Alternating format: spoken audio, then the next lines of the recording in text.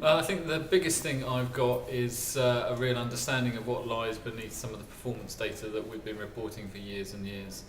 We've had a sense that although we've been reporting fairly good performance against NI 157, that actually when you look under the hood, all's perhaps not as well as it might be. So it's really giving me some detailed understanding about what lies underneath some of the issues around our performance, and hopefully it's a starting point for a conversation both internally and externally about and externally with benchmarking partners about what we might do differently.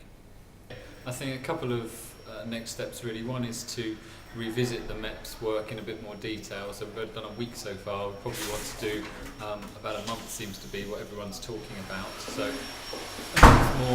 months more time sheeting, but with some partners who we've chosen and kind of an agreed a way forward with, so that if you like we've got 2 or 3 other authorities who are doing the same work at the same time, so that we can get to a kind of common understanding of definitions and issues and so on. And then, if you like, the next big step is having gathered all this data and benchmarking. So, okay, so what are we going to do with all this data? What does it tell us? What are we going to do differently?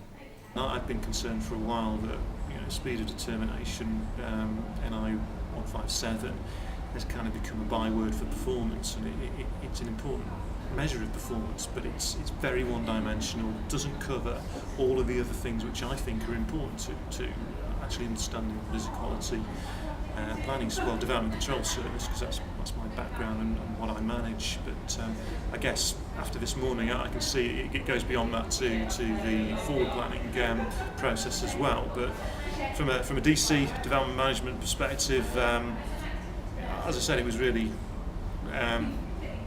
exciting to me, and I thought, well, here are actually some methods that can genuinely be adopted, that can be flexible enough to apply to really any local planning authority. It's giving you a toolkit potentially to understand what your service is all about, so that you can, once you understand it and you've got the measures in place, you can actually make some informed quality decisions to get quality outcomes. We had a really good session after lunch. We were talking in groups, and one of the other delegates spoke at length and passionately about something which was evidently close to her heart: the sheer cost of appeals work, particularly associated with member overturns. And she was obviously close to her heart, and she was right to talk about it. But my kind of take on that was, that's actually not something she's not going to learn anything about that through what we've been talking about today, because she already knows about that. That's a real sore thumb thing. It sticks out a mile. She knows about it. It's all the more subtle things that you maybe have a feel for, but don't have the evidence in a structured way to actually confirm and go to colleagues, senior management, members to say, we've got a problem here, or we're doing really, really well here, and here's my evidence. Not just an internal thing, but we can benchmark against other people and say we're doing really well, or we've got a problem. And it's those subtle things, and also picking up things you just wouldn't have imagined were an issue. So I think it's that I can get enthusiastic about it, and yeah, it does sound like it will take quite a bit of effort to get set up.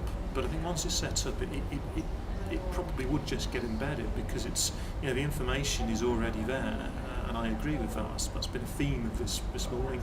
We've been told the information's there, and yeah, all of our back office systems have got that if they're being used properly. And maybe that's the first quick win. Start using them properly. The extra work that PAS are doing on this, I think, is very good, and I think it's inevitable that something like this has to happen.